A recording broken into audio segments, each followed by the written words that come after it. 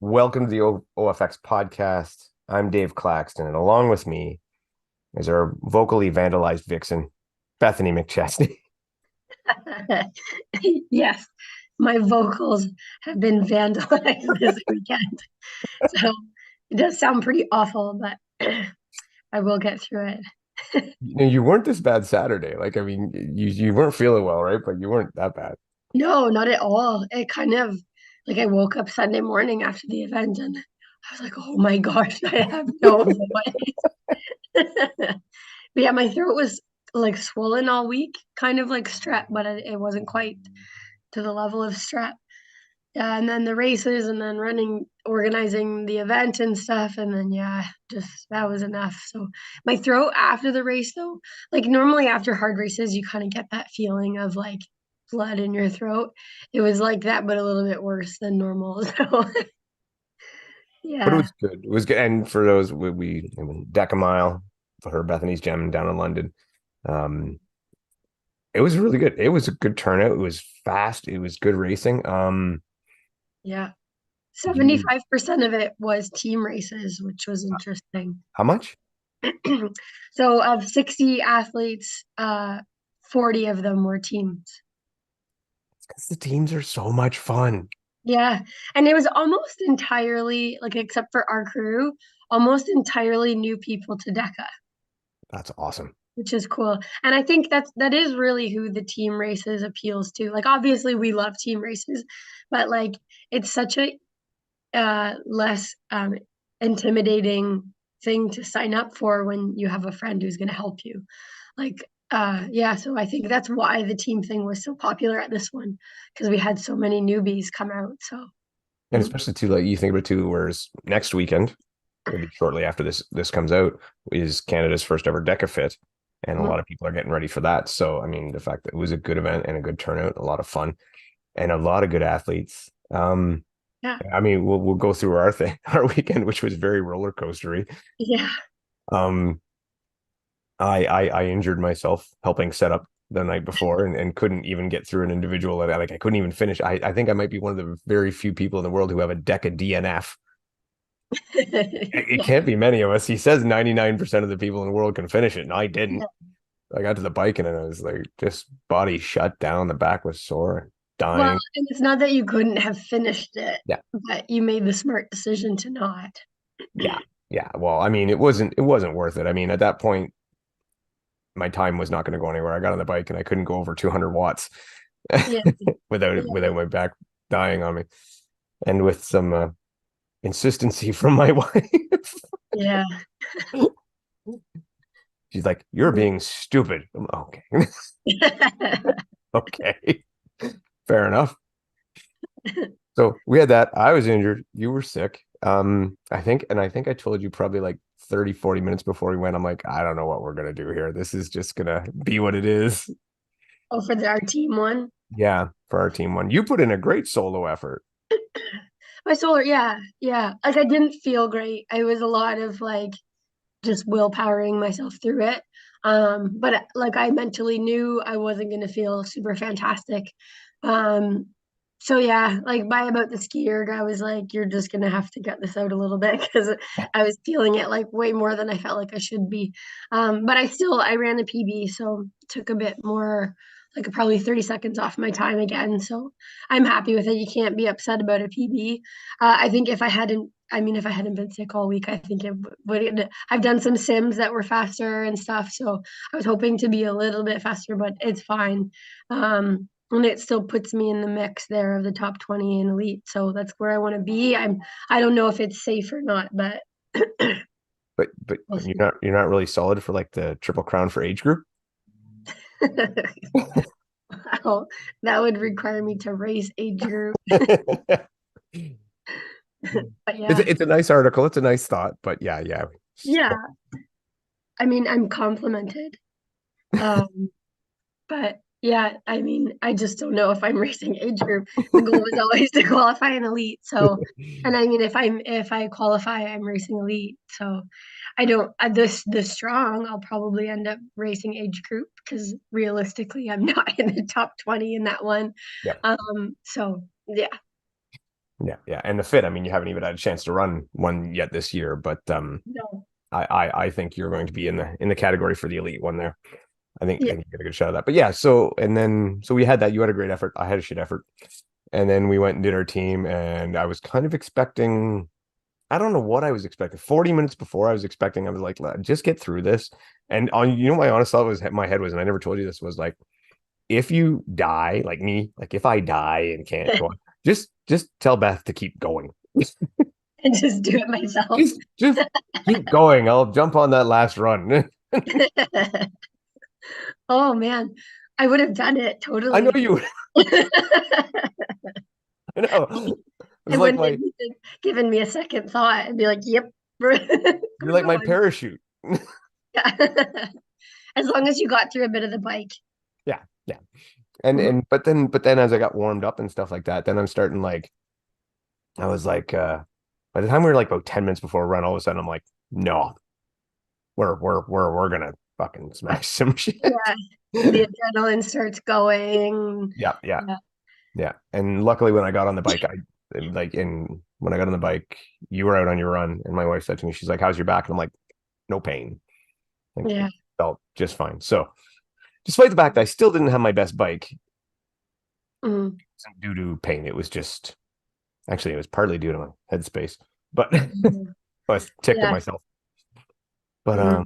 but it was great. It was a good event. And no, we did not win overall. That went to Jeff and Trevor by four, four 4 seconds. 4 Yeah. seconds, which It's are I know. So it was so crazy we were that close. Like a bunch of people said, like, how do you come within 4 seconds of each other? Like it's pretty interesting. well, and if I hadn't have screwed up the counting on the farmer's carry, it would have been like probably 1 second either way. Like if Yeah. nothing else changed but that, Yeah. it would have Yeah. been like 1 second either way. Who knows? Because I mean, I watched the video and I'm like, yeah, it would have been right on. So Yeah. I definitely think I think 16:30 was in us that day. We just Mhm. it just didn't happen. I think we were in 16:30 shape, but we didn't do a 16:30 run. Yeah. So But that's that was good. But talking about that, so we got other hybrid events popping up, and which is great, mhm. but a little confusing. So which one did you look? You talk about because you looked at Redline. Yeah, I just quickly looked at Red Line. So it looks like it's a hybrid race, well, in Southeast Asia. It looks so much like Deka Strong. Again, with like we have a pull. It starts with a short run, and then everything else is like your bike, your pull, sandbag squats, farmer's carry rows, dead ball burpees, another sled, ski, and then like looks like another heavy like a rock run a little bit at the end. Yeah, so it's like kind of a mix of it's a lot of basically like Deca Strong. Um, yeah, so kind of taking their spin on it, which I mean, it's cool. It's pretty simple, which is nice. And then they have two different divisions again. So competitive and open, and they do different weights. Okay, so what are the movements again? What were the movements that you had there? Just because I can think about it here. So a run, and then the it's a bike, like a bike erg, not an assault bike. Right? And then sandbag gauntlet looks like you do like squats and lunges with a sandbag. Battle rope pull, so I'm assuming it's like a sled pull. Farmer's carry, 150-meter farmer's carry, and then the row on the regular row erg, a bunch of burpees with a med ball. I think you do like a med ball slam and then you burpee down. Okay. Sled push. Uh, uh, this one is odd. It's called pendulum shot. Yeah. And it looks like med ball like side slams, and the picture has the person standing on a Bosu ball.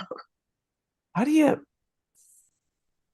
I don't really know how you judge that one. Like, is it just? I guess you just go as fast as you can and you catch it, and I Yeah, don't. I mean, I do them in training and they're fun. I wouldn't really consider it a type of racing movement. Yeah. Um, but okay. Agility chamber looks like it's one of those agility setups where you have the dots and you have to like do some sequence or like the ones that light up. Yep. You hit the ones that are lit. Ski erg, and then the mule, which I think is a run with a bag. Okay. All right.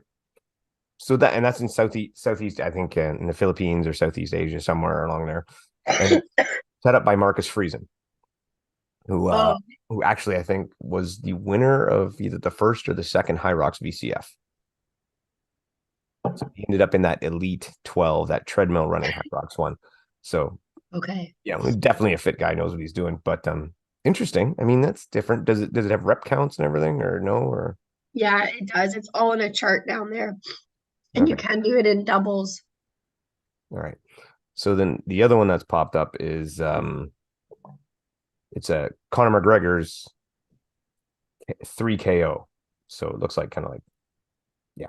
So 3 KO. So it's different. So it's like it starts out apparently with 1K on an assault runner, then a barrel toss, which as far as we can figure out is like throwing a sandbag forward for distance over 100 meters. I think an overhead carry, sandbag lunges, then 2K on an assault rower, dead ball carry, squat ladder.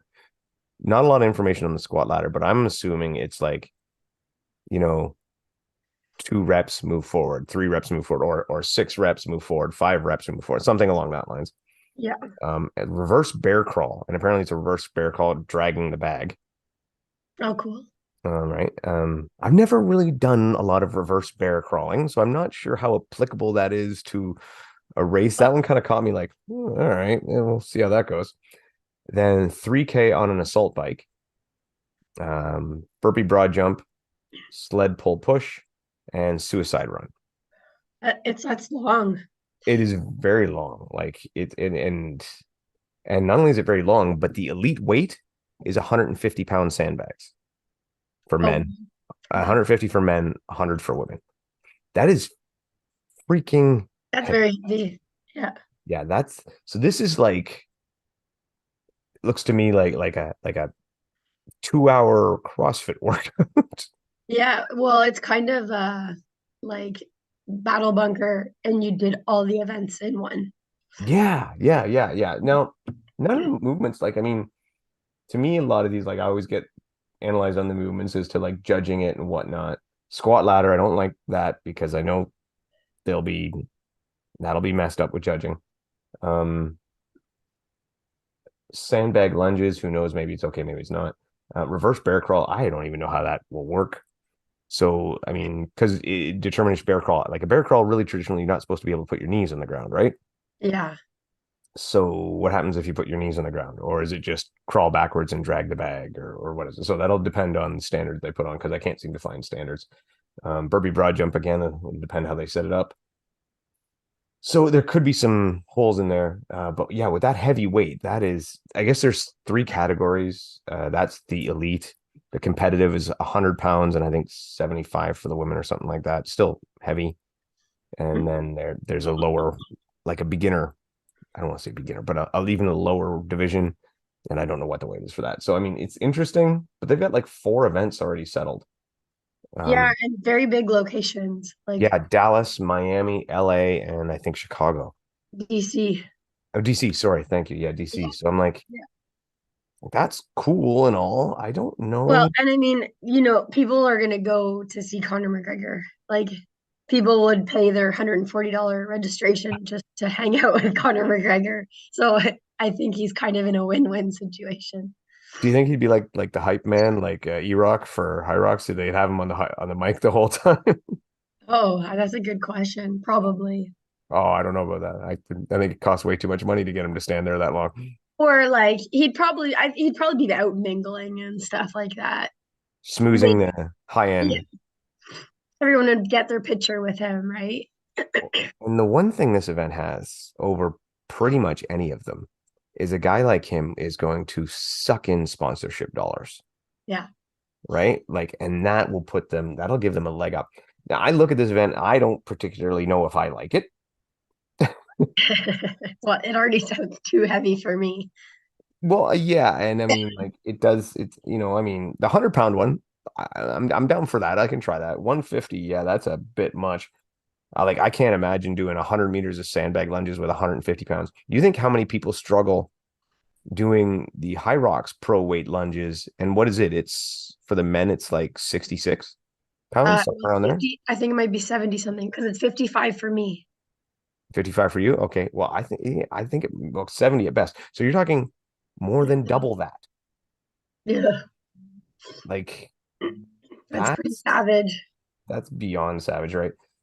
And then, like I said, in the squat ladder thing. So I mean, I'm not, but hey, I'm down to give it a try and have a good time. I'm all for that, but I have some concerns. Well, we'll have to watch and see what happens. The first one is in December. No, November. Sorry, November is the first one.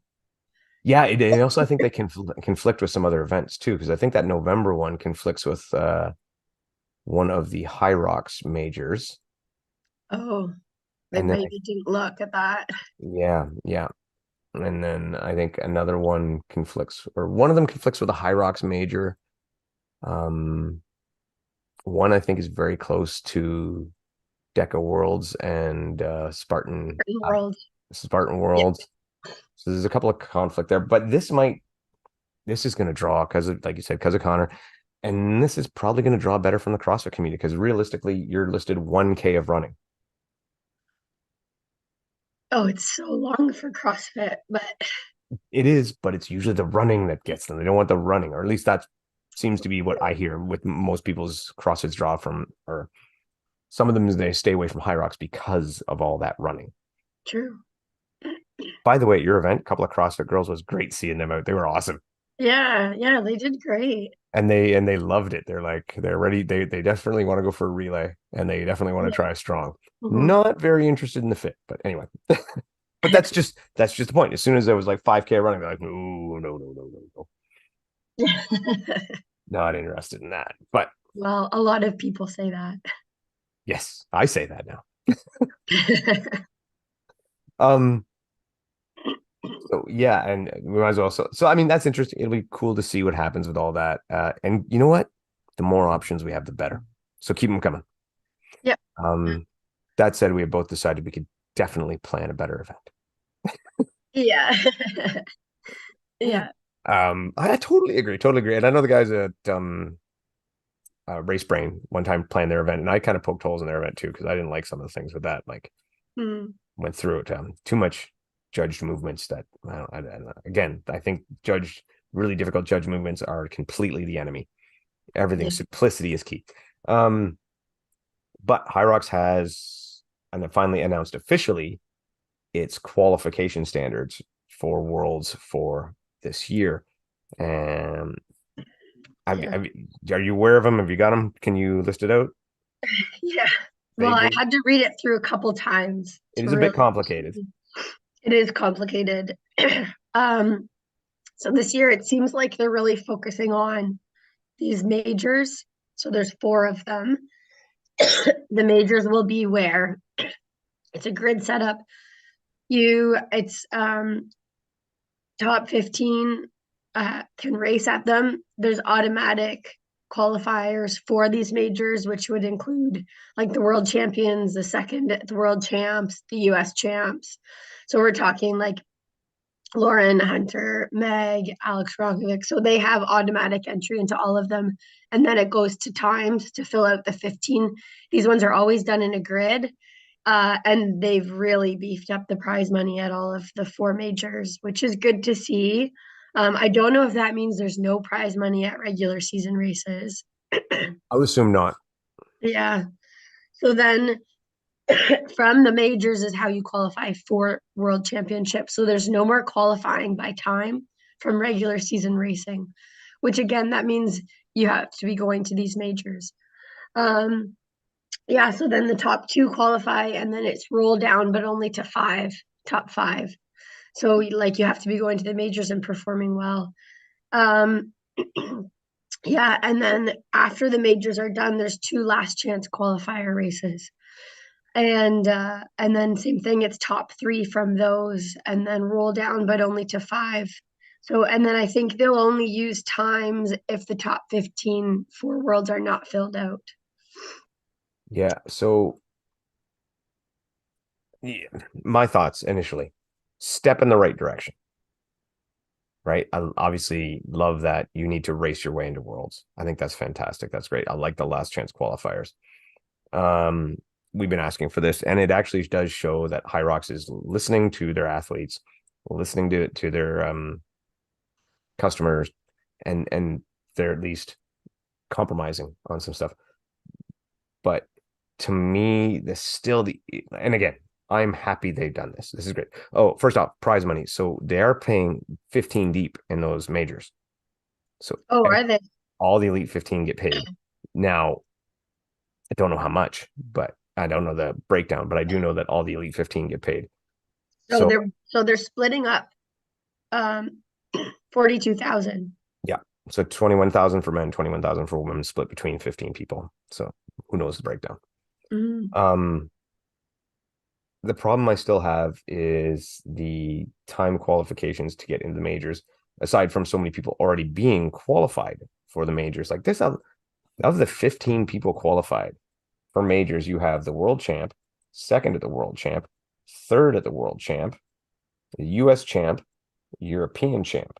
So it's 5 spots already taken. So then at least 10 left for to qualify for on time.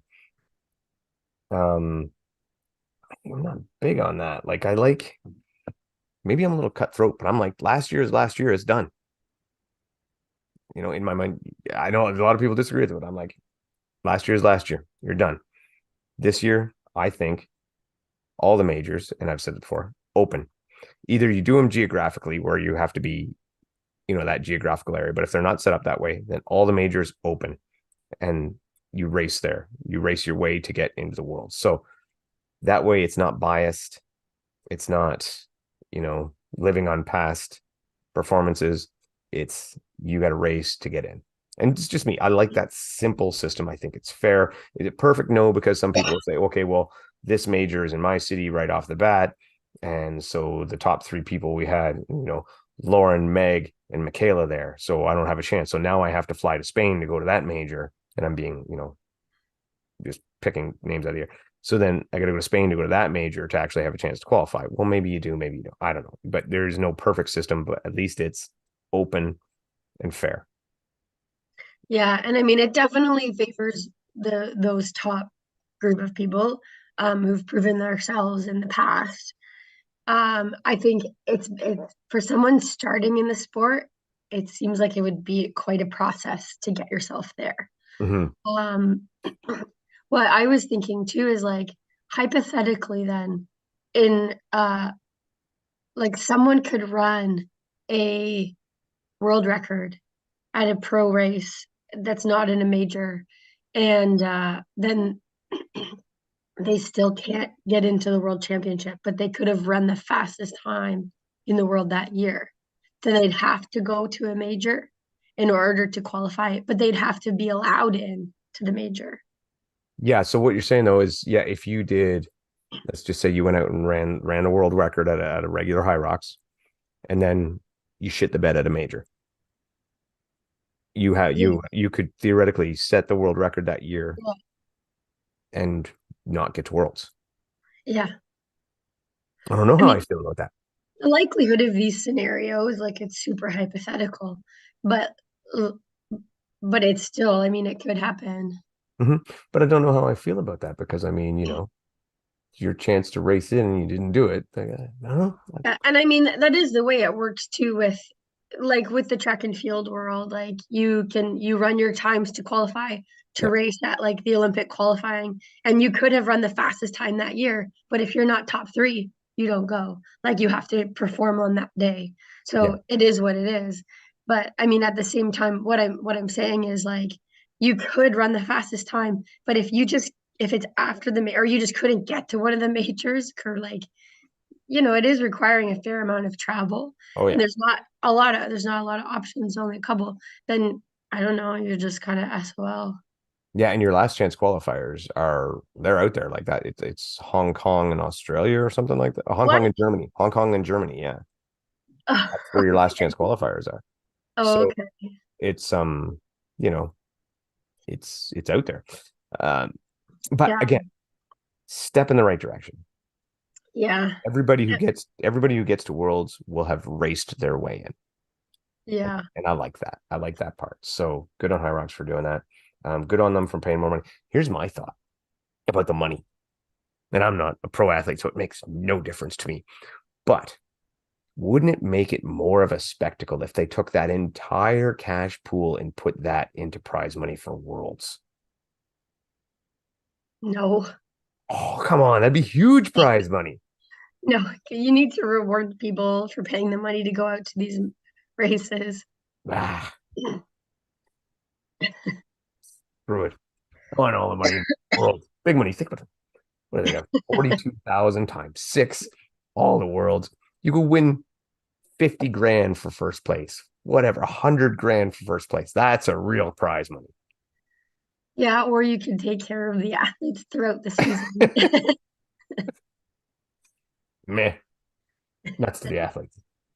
Oh, and everything apparently. So, and here's the other thing. Another thing, if you made all these things open, the majors open, it would not be able to be grid format. You'd have to have the regular format. And I think that's the big reason they don't do it, because they want the grid format, because they are going to be streaming all of the majors just like they did Worlds, probably on the same Twitch kind of deal. It went really well. It was a great stream. So, um, why fix what ain't broke? So, Well, and the grid system does eliminate a lot of these issues with like course setups and getting lucky with a fast setup or something like that. So, yeah, yeah, and it is better for watching than the regular setup. I don't, I'm not against the grid system. I just like the other setup, so it can be open for the majors and then use the grid for Worlds. And by the grid setup, I'm assuming that also will mean it will be a 4 lap course, which again, I don't mind. I like that. It's tighter knit. It's easier to, excuse me, easier to watch, easier to film, and yeah. better for a spectator like myself. So I kind of like that. Hmm. So, goods and bads, you know. Yeah. Yeah. Um, I do think that with the paying of the 15, even though I want to give it all money to Worlds, you will have some other people who may not have committed to doing as many high rocks this year stick around and give it a try Yeah. and give it a push. Because whereas people may have relegated, well, I can't get first, second, or third, so it's not worth my time. Now, if you're getting enough Mhm. money, 15th, to at least cover your trip, it Mhm. makes it worthwhile. So I assume you'll be there. At a Once your voice major. heals. Yep. Once your voice heals. Well, I'll do a high rocks again at some point. Yes, yes, me too. Hopefully around here, maybe would be nice. Yeah, Yes. getting one in Canada. Um, so we talked about all this stuff, everything that's going on, and this all kind of leads into our guest tonight. So we have with us a woman who would excel at every one of these things, especially that 3KO one. Yes. That kind of weight suits Mhm. her. So let's get to our guest, Carly Wopat. Now Carly can interview Beth. Now, now I can start my interview. Yes, exactly. All right, how'd the race go, Bethany? The race went great. Yeah, both from an organization standpoint and us too. So Dave and I are a team.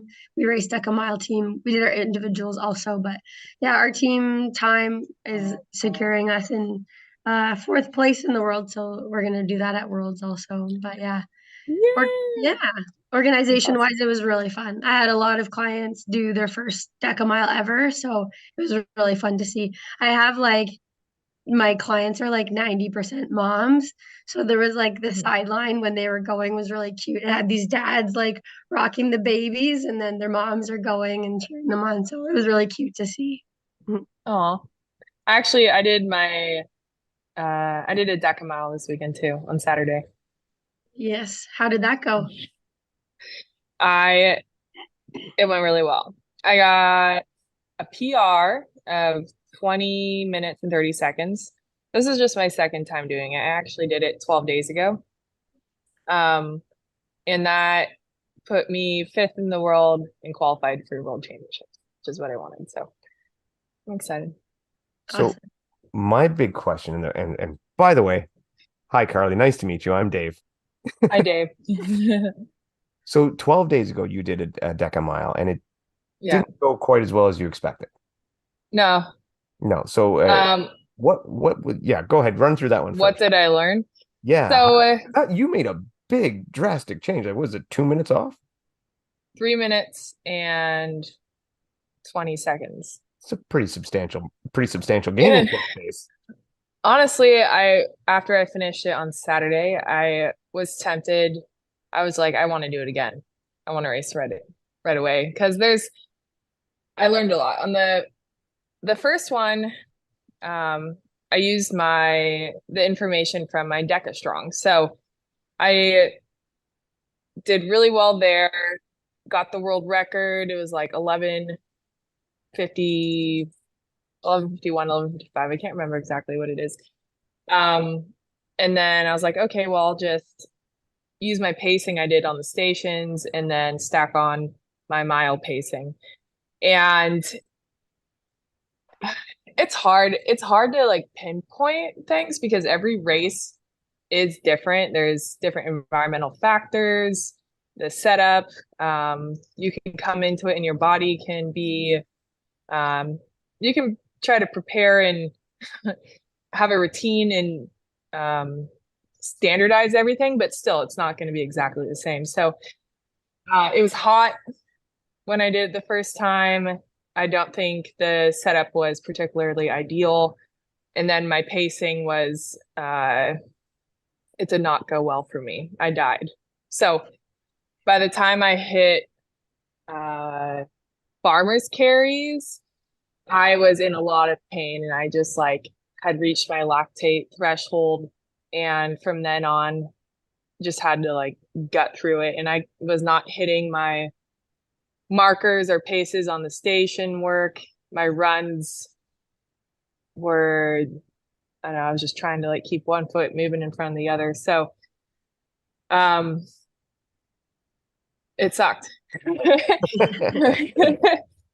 And I was disappointed, but I talked to my coach, Ryan Geiger, afterwards, and some other people on pacing.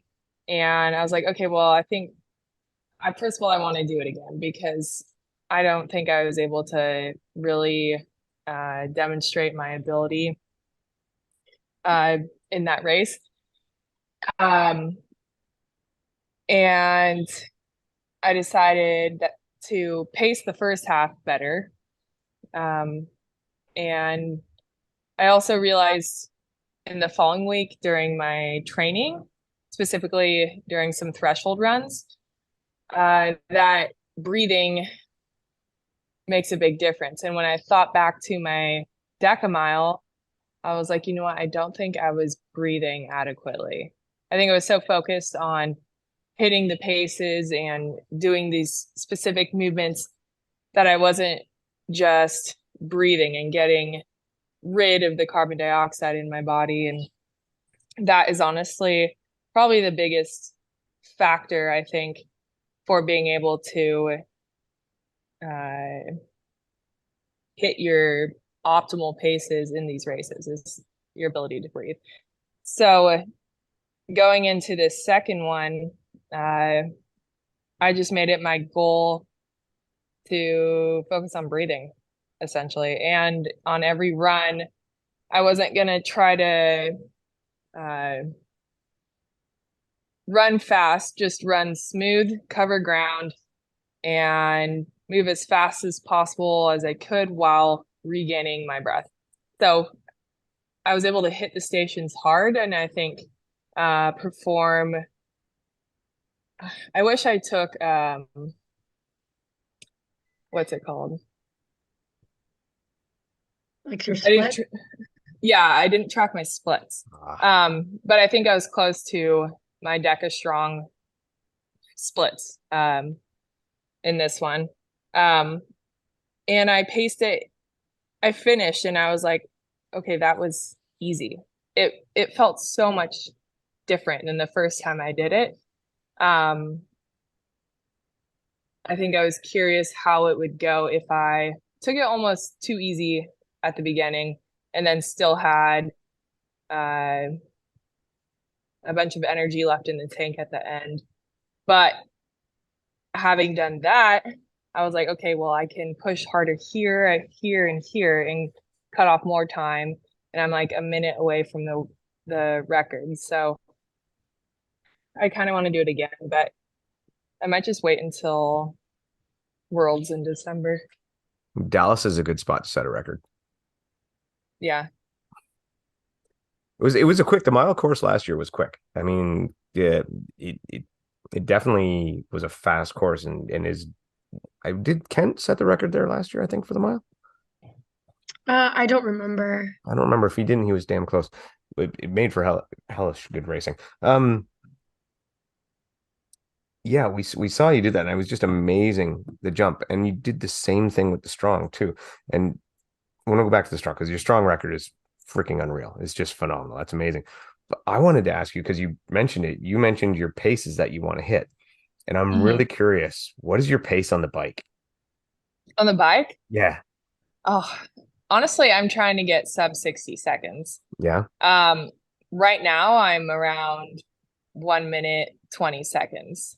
And I think I have the capacity to, because if I go do a workout without doing all the other stations prior to the salt bike, I can get 45 second to a minute 25 cal intervals on it. So I just need to figure out how to have that performance on the salt bike in the middle of a Deka Strong. Let me know when you do, because it sounds like my numbers on the assault bike are stuck in the exact same spots. Yeah. Every time I get to it and I'm like, all right, sprint. And also I do like kind of a wave. I'll try to like sprint 5 calories, cruise 5, sprint 5, cruise 5. And it's so much harder to sprint when I'm racing. We'll see. I hope I can because that's really where I'm going to cut off more time is assault bike and rowing machine. I'm cruising on still. I think I'm being conservative with the rowing machine and the ski erg. So those are 2 places I could cut off more time. Potentially sled, push, and pull if I just wanted to push myself over the edge. But So what is your paces then on the ergs? my paces? It's like 1:55 to 2 minutes per 500 meters. It's not that fast. It's interesting. I admit I was expecting a little bit more, because I mean your power is becoming somewhat legendary, and everyone is seeing the way you've been dominating a lot of stuff. So I'm assuming in holding back like that is saving you so much energy. It's conservative. Yeah. So that's been our game plan so far. And I think just as I initially go and do these races, I mean, I don't want to do a bunch of Deka Strongs and a bunch of Deka miles to try to qualify for the World Championships. So it's kind of like we have this opportunity. I need to get a good time, and you don't want to burn out. So yeah, I think we've been hitting a pace that will get me there. But when I look at my total racing plan, that is where I can definitely cut time because I'm just cruising on the rowing machine. I can wreck that machine. So I can pull so much harder than I am. Um, so we'll see. I know we're stuck in numbers for a bit. What's your PR on the rower? Yeah. For For the 500 rower. meters? Yeah. Oh, I don't know. I'd have to go test it.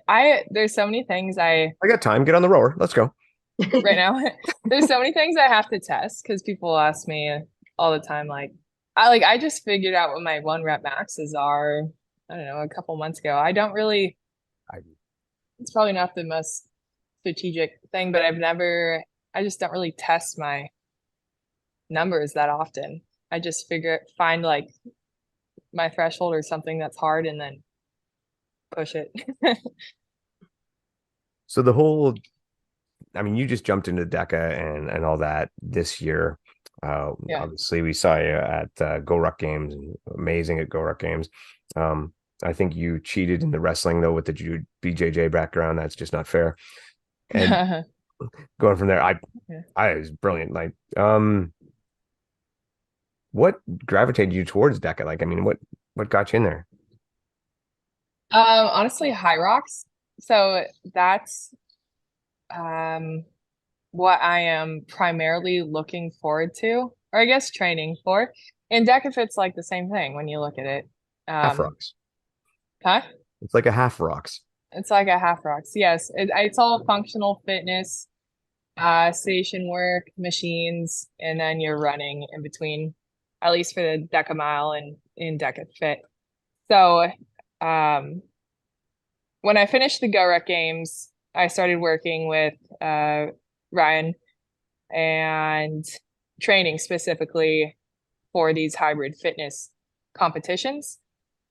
But I've never really had a background in running, so we figured out pretty quickly that that's my biggest weakness. I have good cardio capacity, but we definitely wanted to build more of an aerobic foundation and then just work on the mechanics and economy of my running. Because I've always just been like in sports where you have to sprint for 10 seconds and then you're chilling or moving laterally, just moving like an athlete. So my personality, I thrive in competitive environments and I want to compete. If I could compete every weekend, I would. So I was like, okay, well, what can I compete in? And he's like, I think Deka Strong would be a great place to start. You could crush it right now before we even develop your running. So I was like, okay. So we started there. And once I did the Deka Strong, I was like, okay, well, now I want to do Deka Mile. And then I started thinking about overall goals. And I was like, well, I want to go to World Championships and see if I can sweep all 3. So now that's my goal, is to see if I can go win all 3 at World Champs. That's a tall order. Yeah. Yes. They're back-to-back days too. So I'm like, can you recover? I'm curious if you can recover and come back and hit each race with maximal intensity. So. And it's stiff competition, especially in that fit. Like there are some really good yeah. runners in there with that fit. Where that running really takes over. That obviously will be the most difficult one for you. But on the other hand, that is the first one. So getting that out of the way might help you. But yeah. I mean, I'm looking forward to seeing some incredible racing there. But that'll be good. And it's good to have you out there. Have you seen? And we were actually just talking about this before you came on. This Conor McGregor 3KO. Yes. Yeah, I looked into it recently because some people were saying, I know they were talking about it and they were like, who would crush it is Carly Wopat. So I was like, okay, I have to look into this. And the LA competition falls on the same date as High Chicago. So I definitely want to do what is it, the fast 3KO at some point. I'll just have to figure out when, because I don't know if I'm going to be able to do that first one in LA. Yeah, because I mean, from my understanding, it's a 100-pound sandbag for the women, which Oh really, yeah, it looked heavy, yeah, which really changes the dynamic, right? but that's good for me because I'm Well, like and the that's why I heavier the think better. everybody's bringing your name up, right? Like, and that's Yeah, even for lunges, right? You think about the high rocks lunges for women, and Beth, what was it like, 60 pounds for women? 55. 55? It was like nearly double. dang, And at 100 that's meters, like heavy. that, That's gonna crush some spines. yeah, totally. It's just completely soul depleting. But yeah, Yeah, that's why everybody's like, oh, that's a Harley thing. That kind of strength thing would be fantastic. But I don't know. I look forward to seeing it. But yeah, definitely if you made High Rocks your priority, you have to be in Chicago. What's your first yeah. race for High Rocks? And you have not done a High Rocks yet, have you?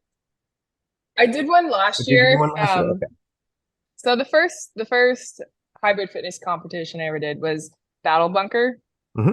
and I ended up like fourth place, and it was super fun.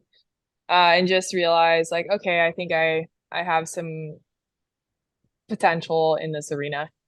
And I was talking to a lot of the athletes there about different kind of OCR races or hybrid fitness competitions, and just kind of picking their brains, asking what they think I should try next or compete in.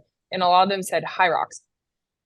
And when I looked at the calendar, there was one the following weekend. So I was like, well, I'm in decent shape because I trained for Battle Bunker. Why not just go send a high rocks and see what it's about? Because I feel like that's the best way to learn, honestly, is just to kind of like throw yourself into the fire, um, get a taste of it, and then you can use that information to actually start honing your abilities and train for something. So, um, went and did it, and I think I got third in my third overall, or third in my age group, and like fourth overall, something like that. And met Megan Jacoby. I think she set in that race, I think she set the record at that time, which was pretty Yeah. awesome. Um, so it was overall a good experience. Um, got I don't know, just the energy and the people I got to meet. They were all so welcoming and excited to see this tall blonde volleyball player loping down the arena. Um, so it was fun. And then still was training and playing for volleyball, and um decided to start more seriously training for High Rocks after the GORUCK games this year. Yeah. So then how does volleyball fit into your life right now? I'm figuring that out because I still want to, like a part of my soul. I can't really cut it out. And I've been reading, I mean, to get all nerdy, but I've just been like reading a lot of books on movement and training. And I think there's something about um, not moving in a box. And a lot of the training that I do for High Rocks and hybrid fitness, you're like lifting weights, you're running on a track or a trail, and it's all very programmed, intentional movement. You're trying to hit numbers. And then when you go out and play volleyball or do jujitsu, there's no agenda. You just have to react and your body has to take over. And there's something so freeing about it for me. And it's um it's like an external focus instead of introspective. Like when I go do a lot of my own training runs, I'm very much in my own body, in my own mind. And then when I'm playing, I'm out of it. And I don't know how to explain it. I just need it in my life. Um, and I also think it's important to uh, move in that way, like an athlete, in all directions, put different kinds of forces on your body. in terms of injury prevention and overall athleticism, I just see a lot of pros to playing sports. But I do have to concern myself with recovery and not overtraining. I do think you can kind of start building up volume and your body adapts to that. So that's what I've been playing around with. I was only doing my hybrid fitness programming for a couple months, and I've started to integrate some volleyball and see how I feel. And it was interesting. The first week I practiced 3 days that week, and my performances in all my other workouts greatly increase. I'm like, okay, there's something here. Yeah. And correct me if I'm wrong here, but when I'm listening to you talk about, still having to be in the volleyball and different feel to it, and I think back, I used to compete in judo for quite some time.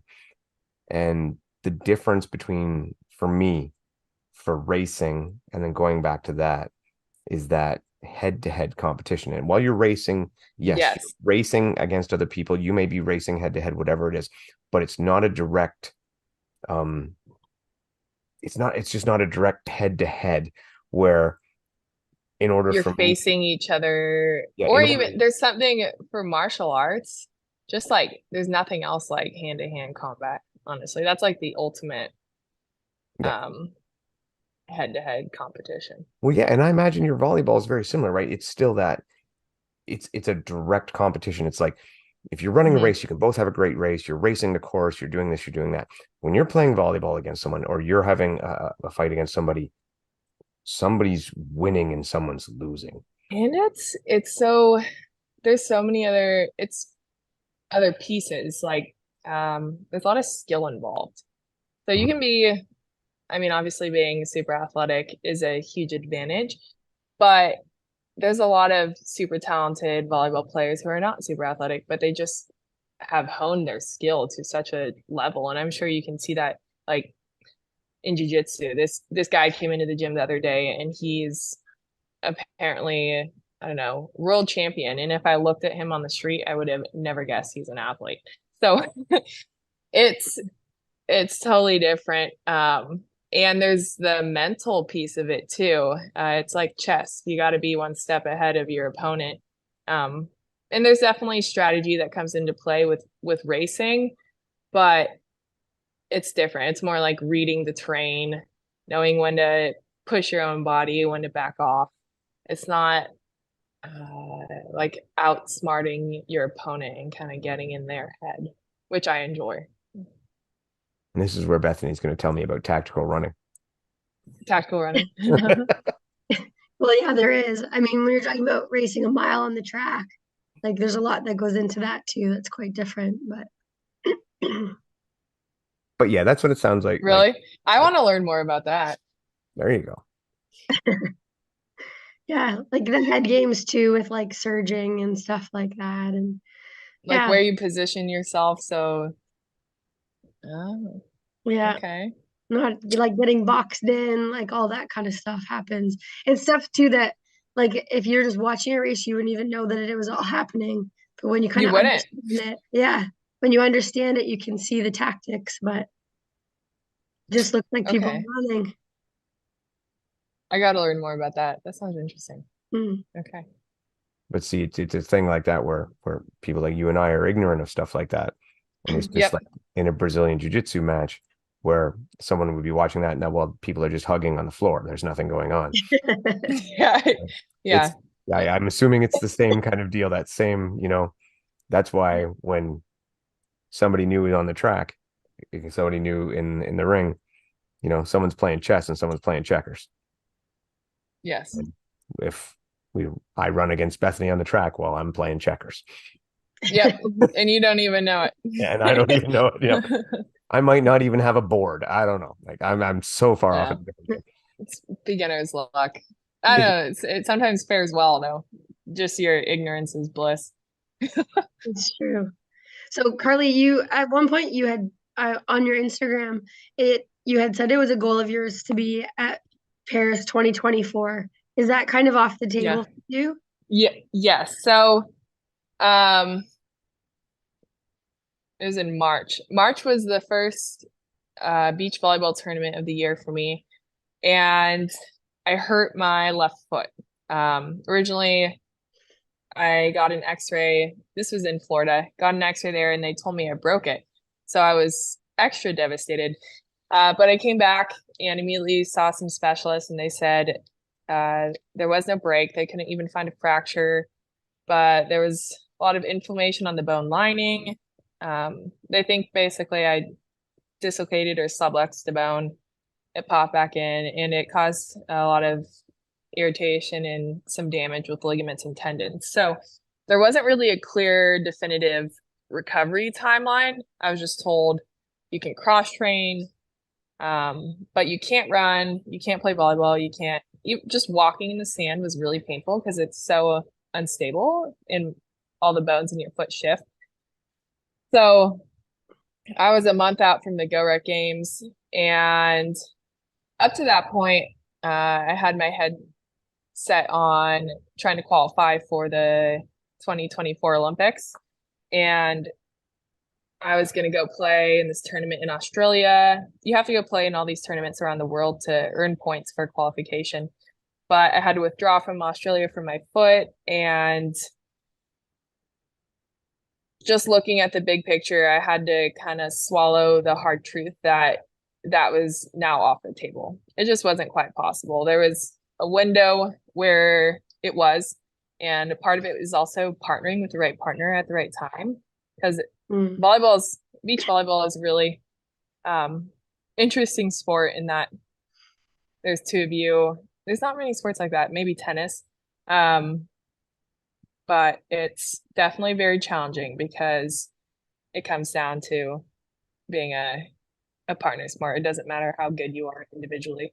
You got to win with someone else. So it just didn't happen for me. And I had the GORUCK games coming up, and I was like, you know what? I'm gonna go frickin' win the GORUCK games. And switched gears and kind of threw myself into that. I think partly because I was kind of grieving the loss of my Olympic opportunity. And it gave me something else to dive into and put my energy towards. But yeah, I mean, there's still, it could happen maybe 2028. Never know. I just can't really train for everything at the same time. So I think that's my biggest challenge right now is picking and choosing and building out chapters and blocks of what I'm training and competing in. So then I'm curious too then, because you still are, you call yourself a professional athlete then. So do you have sponsorships then that they didn't care contractually whether you were a volleyball player or a hybrid athlete? I didn't have any sponsors at the time. Actually, it was I had been working as a firefighter previously and had saved up a good amount of money. But that's still something I'm currently working on. There should be some good partnerships in the works, but with volleyball, it was challenging to build those kind of relations with brands. I'm not totally sure why, because it is a very popular sport. But the second I started competing in hybrid fitness as well, maybe because it made me my brand quite unique. A lot more opportunities did start coming my way. So I'm excited about that. I was surprised because I thought volleyball was better viewed, was more well watched, which to me as a sponsor would be what you want, right? If you got somebody being more eyes on a person, that's what you want as a sponsor and an athlete. Either way, hopefully it does work out better for you and it crossovers both ways. One thing One thing you said though that kind of surprises me, and again, my knowledge of volleyball is neophyte at best. I would have thought that you would have had like the same partner for years in a beach volleyball scenario. Yeah, that would be ideal, but the partner situation ends up getting switched around quite a bit. And the best um, way I can describe it is that it's a lot like dating.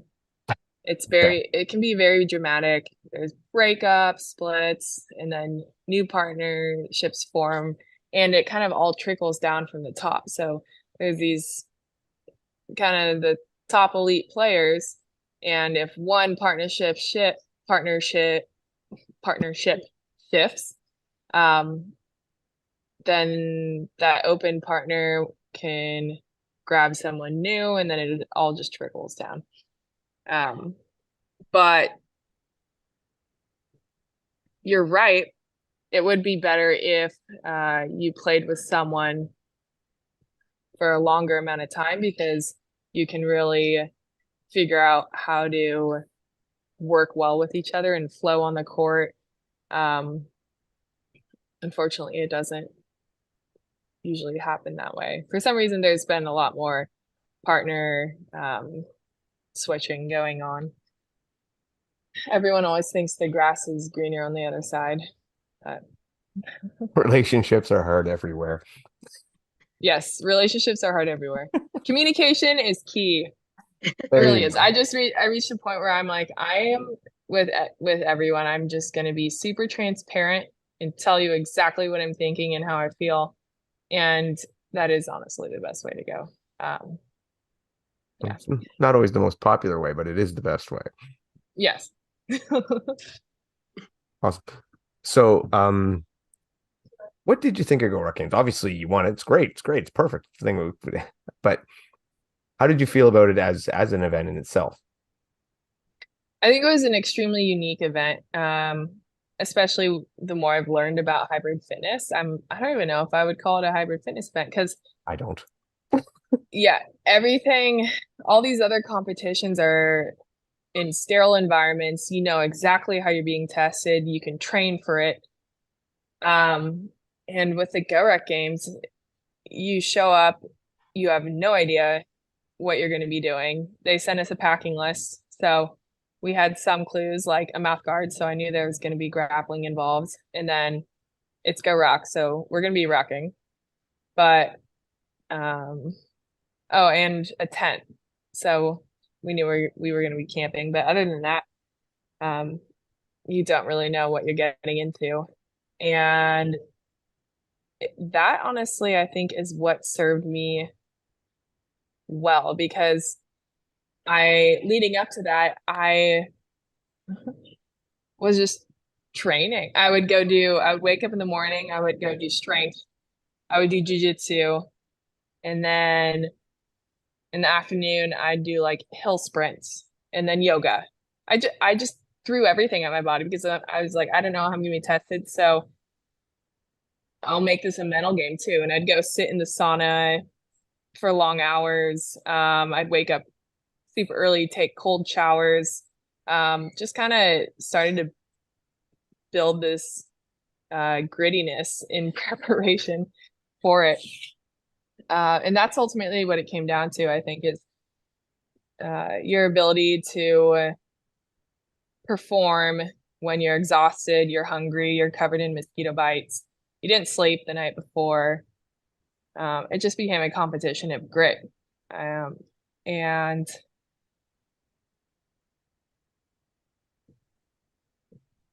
I think everything I've done in the last 5 years in terms of firefighting and getting into martial arts also prepared me. It was interesting looking back in retrospect. I was like, everything I've done kind of prepared me to go into this, and I never would have realized it. But the fire service is very paramilitary, and everything we were doing there is based on special forces training. So there's a lot of crossover. I'm used to carrying, I mean, with fire turnouts on and all the gear, it's like 70 pounds of weight on your body. So I'm used to just running with weight, being extremely uncomfortable. You're in very hot environments and you're encapsulated, so you're like soaked in sweat. You just gotta do your job and get the task done, put out fires. And then not sleeping on shifts too. There's times when I have been literally delirious, nauseous. I get nauseous when I'm sleep deprived. And it just sucked. But again, you have to do your job. That's what you're there for. So the discomfort was something that was not foreign to me. And there were some tactical things like knot tying.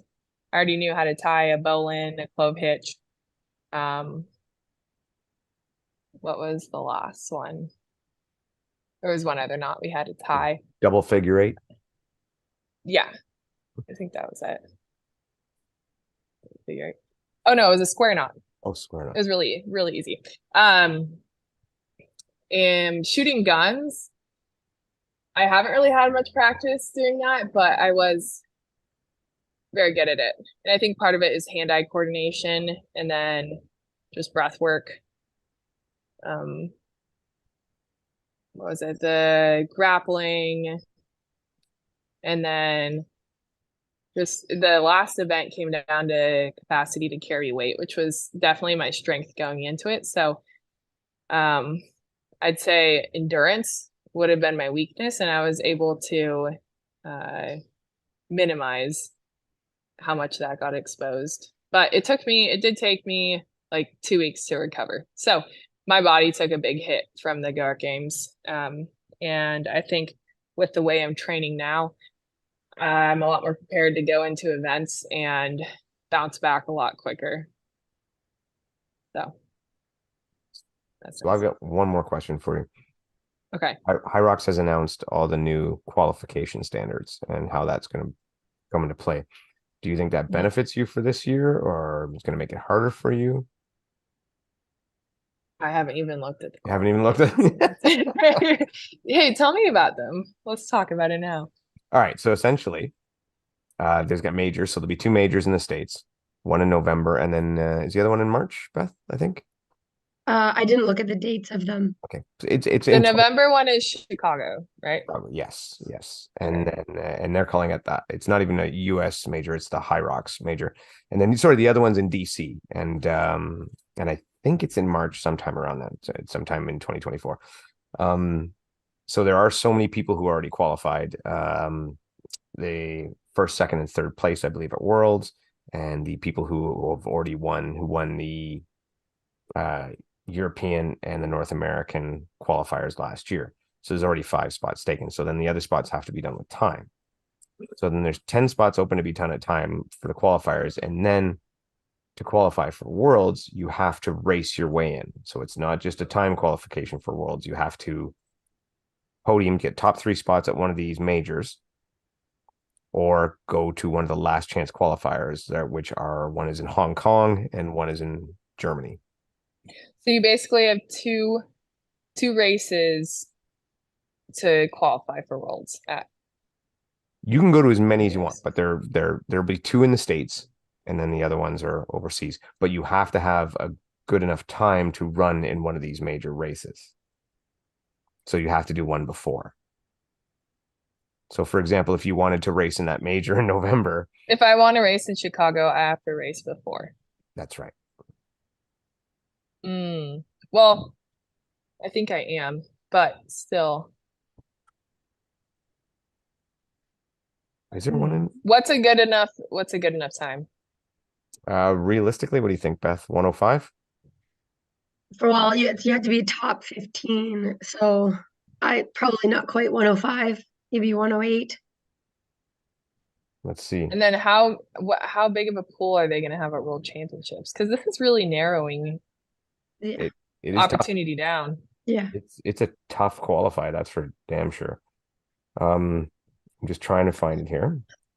Logistically, I don't know, if you want the best athletes, I don't think this is the best way to go. Just because people have lives and agendas and they might not be able to make certain races. Um, yeah, I know. I now I feel stressed a little bit. I have to go look at my my calendar. So I agree, and I actually said it earlier on this episode, which the way it will come out is that I think the majors should be open. So yes, you should have to race your way to worlds, but the majors should be open to anybody, and it Yes, should be there. I think that is a much more reasonable idea. So here, Because yeah, go ahead. Sorry. yeah, no, just I mean, in my case, for example, I don't know if there because I was planning on competing in Dallas, in LA, in Chicago. Mhm. I don't know if there's a race before Chicago that I could get a good enough time in just to compete in Chicago. I'm not sure if Dallas is before. But So the current qualifiers for women, for the majors right now, Lauren Weeks, Meg Jacoby, Belle McFarlane, Michaela Norman, and Vivian Tafuto have all got their spots locked in on placement through worlds and championships. The other spots, Miriam Von Rohr, Alundra Greenlee, Rebecca Mason, Viola Oberlander, Janne Thompson, Chris Rogloski, Linda Meyer, Alina Winlow, Camilla Massa, and Tara Jackson and Jezebel Kramer are tied. So Tara Jackson and Jezebel Kramer's time is 105.50. mm-hmm. That's the current 15th spot time. 105.50. So you I can do that, I think. Yeah. So you pretty But much you're looking at sub 105 to get in. But you're also assuming then that every one of those girls wants to race in Chicago. That's correct. Yes, there will be a roll down. that is true. Yeah, and yeah, so then I just don't even, I mean, I have that one race I did back in I don't know, 2022, last year, and that's not a good enough time. So I mean, I wasn't even yeah, training even if it for was, so. it's too far backdated anyway. Oh, really? So it has to be in this year? It has to be from January 2023. 2023. What the hell? That's not giving us any chance. Well, a lot of people think that sometimes High Rocks is a little unfair, especially to the North Americans. But I just, and this is just, to me, it just is another reason why these majors should be open, and Yeah. it should be a case of, you know what, if you're a badass and you want to go for it, and get in there and throw down, and that way there's no. Well, I think that also if what they're doing is they're making it, they're creating some exclusivity.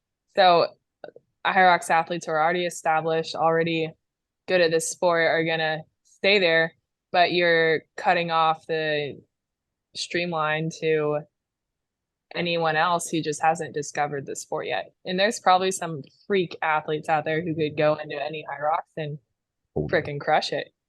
In terms of growth for the company and the sport, I don't see it being a super smart decision. I know people disagree with some people disagree with me. I think there are monsters out there that would just dominate some of these events, and they just haven't found them yet. Yeah. Or they're committed well, to they something just haven't else. done it. Yeah. They're committed to something else, or they're in a more lucrative sport or something along that lines. And to me, when you don't make those majors open, the only people you're keeping out is potentially even better people. Like, Yep. And that's what I don't like. That's why I love the open concept for those. Yes, you need qualifiers for worlds. You can't have everybody show up to worlds, but you have these 6 races. Open it up, sell a shit ton of tickets, let them all go crazy. And then you want to place the top 15 so you can show a video. Great. Place the top 15 by time, seed them however you want. And then that's your video. But there's no reason someone who doesn't run in the 15th heat can't displace them in the end. Yeah. No. So, I'm right there with you. Yeah. I mean, there's so many professional athletes. Like, I don't know. What was I doing? Playing professional volleyball, and then I decided to go try some hybrid fitness races. I think there are quite a few similar cases that just wouldn't be given any opportunity if they keep it the way it is. And then there's like, I don't know, Nick Bear, for example. I've been Yep. looking at Yeah. his stuff recently, and I'm like, I think this guy could probably crush a high rocks. There's military guys who definitely, I mean, they are probably some of the fittest people, but they have other priorities and other focuses. If any of them do turn their attention to high rocks, they would probably dominate. So that's my take. You I think agree about a with you. girl like Michaela Norman, who came out of CrossFit teams, not Yeah. like, yes, known in CrossFit communities, but not like a household name or anything, and then comes in and just smashes it. What if timing prevented her from jumping in? We would have been denied her competition, right? Like it There's shouldn't. so many people like that. Look at like your multi-event athletes in the track and field world, like the heptathletes and the decathlon guys, like throw them into it. I mean, it's long for them, but still, like their I'd be really ability. curious how a Olympic level decathlete would do in a high rocks, honestly. That Yeah, would be really cool to see. yeah, me too. It's a So hybrid athlete, and I mean, in the track world, that's what they're called, right? Is the ultimate like total athlete. So throw them into a functional fitness race, see how they do. Yeah. well, I used to be the one that would say that decathlon was the way to actually say this is the fittest person on the planet, right? I've since kind of changed my mind on that, but that was the closest way at the time that was mainstream that I saw to Yeah. crown somebody the fittest. Now my view is that there's too much skill involved in it, and for actual just sheer fitness, it needs to be less skill orientated and more just about output and endurance, fitness itself. Yeah. As a definition. But I could. That's a long topic, that one. Yeah. My dad was actually a world-class decathlete. So Oh, cool. I have some of it in my genes, but I grew up, I did track and field. I did all the throwing and jumping events, and he taught me quite a bit of it. Nice. Not high jump? I did high jump. You did high jump. Yeah. Yes. Well, come on. What are you, 6'3" and a volleyball player? High jump's pretty much a shoe-in, isn't it? Yeah. I was always explosive. Yeah. All right. Well, Beth, I don't have anything else for Carly tonight, and I'm sure she's got the rest of her night to get to. Do you got anything else for her? I have lots of questions for Carly, but I feel like it might deserve another podcast too, because we have talked a long time also. But yes, I thank you very much, Carly, for coming on, and congrats on all your recent accomplishments in DECA. And we look forward to seeing you competing in the rest of the season. Thank you guys. And I don't mind talking more, doing another podcast at all, because I know it's hard to cover everything. We kind of just stayed focused on hybrid fitness in this one. So Yeah, I know. Like we could do the whole background story and all that stuff, but I figured that would just take forever. I just wanted to talk about what's happening today, and that's enough. Yeah. But awesome. Yes, we'd love to have you back, and thank you so much, like Beth said, and we look forward to seeing you in Dallas. yay! Yeah. Can't wait to meet you guys in person. Yeah, for sure. All right. Well.